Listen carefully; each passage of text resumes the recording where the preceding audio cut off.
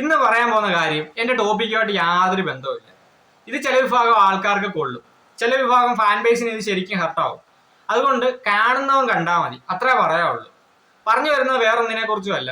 Empuraan movie അതിന്റെ കോൺട്രവേഴ്സീസിൽ നിന്ന് എനിക്ക് മനസ്സിലാക്കിയ കുറച്ച് കാര്യങ്ങളാണ്. ഫസ്റ്റ് ഓഫ് ഓൾ ഞാൻ പറയാനാണെങ്കിൽ ആ പടം എനിക്ക് വലിയ ഗുണമുള്ളതായിട്ടൊന്നും എനിക്ക് തോന്നിയിട്ടില്ല. അപ്പൊ അത് ഹൈപ്പിനകത്ത് വന്നതായിട്ട് എനിക്ക് തോന്നിയിട്ടില്ല. അതല്ല ഇവിടുത്തെ വിഷയം.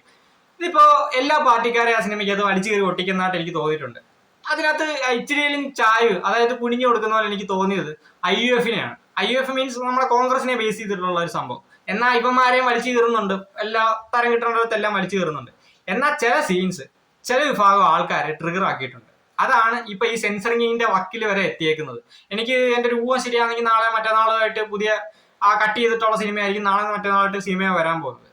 ഇപ്പൊ അതിനകത്ത് ചില ആൾക്കാർ പറയുന്നത് ഇത് ഞങ്ങളെ ഇൻസൾട്ട് ചെയ്യുന്നതിന് തുല്യമാണ്, ഇത് ഞങ്ങളെ എന്തോ നാട്ടുകാർക്കിടയിൽ ഒരു ബാഡ് ഇമേജ് കൊടുക്കുന്ന ആ ഒരു പരിപാടിയാണ്. അതാണ് ഈ സെൻസറിങ്ങിന്റെ വക്കിൽ വന്നേക്കുന്നത്.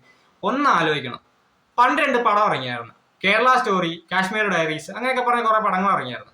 ആ സിനിമ ഇറങ്ങിയപ്പോൾ സെൻസറിങ് ചെയ്യണമെന്ന് പറഞ്ഞ് കുറച്ച് ആൾക്കാർ രംഗത്ത് വന്നപ്പോൾ ഈ പറഞ്ഞവന്മാര് തന്നെയാണ്, ഇപ്പൊ സെൻസറിങ് ചെയ്യണമെന്ന് പറഞ്ഞവന്മാര് തന്നെയാണ് അന്ന് പറഞ്ഞത് നിങ്ങൾ സിനിമയെ സിനിമയായിട്ട് കാണാൻ പഠിക്കുക, അങ്ങനെയാണ് ഇങ്ങനെയാണ്, എന്തുവാ നിങ്ങൾ സിനിമ കണ്ടിട്ട് ഇങ്ങനെ ട്രിഗർ ആവേണ്ട കാര്യം എന്തുവാ.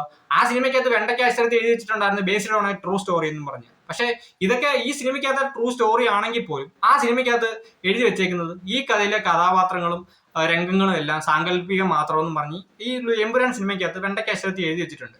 അതും പോട്ടെ, ഇതിനകത്തൊരു നട്ടല്ലില്ലാത്ത നടൻ വന്നിട്ട് പറയാം ഈ പറഞ്ഞ കാര്യങ്ങള്, ഈ സിനിമയിലെ രംഗങ്ങളൊക്കെ എൻ്റെ ആൾക്കാർക്ക്, എനിക്ക് ഇഷ്ടമുള്ള ആൾക്കാർക്കൊക്കെ പേഴ്സണലി ഹർട്ടായിട്ടുണ്ട്, എനിക്ക് ക്ഷമ ചോദിക്കുന്നു എന്നും പറഞ്ഞ് പുള്ളിക്കാരൻ ഒരു സ്റ്റേറ്റ്മെന്റ് ഇറക്കിയിട്ടുണ്ട്. പുള്ളി ചെയ്ത രംഗങ്ങളിൽ പുള്ളിക്ക് പോലും ഒരു ഇതില്ലെന്ന് ആലോചിക്കണം. ഇതാണ് ഞാൻ ആദ്യമേ പറഞ്ഞത്, ചില വിഭാഗം ആൾക്കാർക്കും ചില വിഭാഗം ഫാൻ ബേസിന് ശരിക്കും ഹർട്ടാകുമെന്ന്. എനിക്ക് അതിനൊക്കെ കോമഡി തോന്നുന്നു പറഞ്ഞു കഴിഞ്ഞാൽ പടം പൊട്ടാൻ പോയൊരു പടമാണ്, എന്നാലും അത്യാവശ്യം കളക്ഷൻ നേടി. ഇവന്മാര് തന്നെ ഫ്രീ പ്രൊമോഷൻ കൊടുത്തിട്ട് ആളെ കയറ്റുന്ന പരിപാടിയായിപ്പോയി എന്തൊക്കെ പറഞ്ഞാലും. എന്തായാലും നേരത്തെക്കാട്ടിലും തെളിവ് ഇപ്പൊ തിയേറ്ററിലുണ്ട്. ഒന്ന് ആലോചിച്ച് നോക്കണേ ഗതികേടൊക്കെ. എന്റെ പൊന്നോ, ഇതൊക്കെ എവിടെ പോയി അവസാനിക്കുമെന്ന് എനിക്കറിയത്തില്ല. ഓക്കെ, ബൈ എന്നാ.